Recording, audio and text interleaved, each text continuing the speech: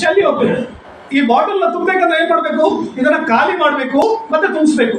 ಅದೇ ರೀತಿ ಈ ಧ್ಯಾನ ನಮ್ಗೆ ಯಾಕೆ ಬೇಕು ಅಂದ್ರೆ ಯಾವಾಗ್ಲೂ ಮನಸ್ಸು ನಿರಂತರ ಆಲೋಚನೆ ಮಾಡ್ತಾ ಇರ್ತದೆ. ದಿವಸಕ್ಕೆ 72,000 ಆಲೋಚನೆ ಮಾಡ್ತಾ ಇರ್ತದೆ. ಎಷ್ಟು ಸಾವಿರ? 72,000 ಥಿಂಕಿಂಗ್ ಮಾಡ್ತಾ ಇದ್ದಂತೆ. ಅವಸರ ಇರೋದು 10% ಕೂಡ ಇರೋಲ್ಲ, 90% ಅನವಸರ ಆಲೋಚನೆ ಮಾಡ್ತಾ ಇರ್ತದೆ ಮನುಷ್ಯ. ಈ ಮನಸ್ಸನ್ನ ಖಾಲಿ ಮಾಡುವ ಮಾರ್ಗ ಕಂಡಿದ್ರು ಬುದ್ಧರು. ಯಾವಾಗಂದ್ರೆ ನಿಮ್ ಮನಸ್ಸಲ್ಲಿ ಆಲೋಚನೆಗಳು ಇರ್ತಾವೋ ನಿಮ್ ಒಳಗಡೆ ಆ ಪ್ರಾಣಶಕ್ತಿ, ಆ ವಿಶ್ವಶಕ್ತಿ ಎಂಟರ್ ಆಗಲ್ವಾ?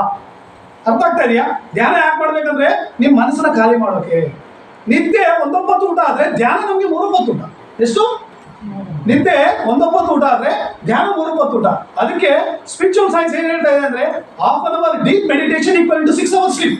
ಎಷ್ಟು? ½ an hour deep meditation equal to 6 hours sleep. ಅರ್ಧ ಗಂಟೆ ನಿಮ್ ಮನಸ್ಸಲ್ಲಿ ಯಾವುದೇ ಆಲೋಚನೆ ಇದ್ದಂಗೆ ಮಾಡ್ಕೊಂಡ್ರೆ 6 ಗಂಟೆ ನಿದ್ದೆ ಮಾಡಿದಷ್ಟು ಶಕ್ತಿ ಬರ್ತದೆ. ಎಷ್ಟು ಬರ್ತದೆ? ಇದು ಈ ಧ್ಯಾನ ಅನ್ನೋದು ಫಾಸ್ಟೆಸ್ಟ್ ರೀಚಾರ್ಜ್ ಟೆಕ್ನಿಕ್. ಇದು ಎಂತದ್ದು? ಈ ಧ್ಯಾನ ಅನ್ನೋದು ಫಾಸ್ಟೆಸ್ಟ್ ರೀಚಾರ್ಜ್ ಟೆಕ್ನಿಕ್. ಇದು ನಿದ್ದೆ ಅನ್ನೋದು 1 ಊಟ ಆದ್ರೆ ಧ್ಯಾನ ಅನ್ನೋದು 3 ಊಟ. ಯಾವ್ದು ಬೇಕೋ ನಿಮ್ ಚಾಯ್ಸ್. ಏನ್ ಬೇಕು? ಯಾವ್ದು ಬೇಕೋ ನಿಮ್ ಚಾಯ್ಸ್.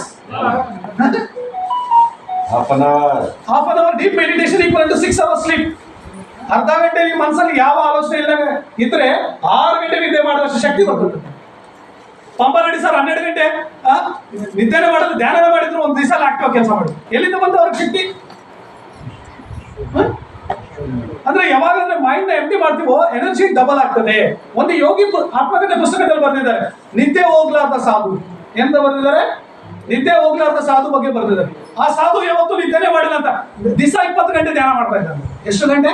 ಆ ಸಾಧುಗೆ ಒಂದ್ಸಾರಿ ಜೋರಾಗಿ ಚಪ್ಪಾಳೆ.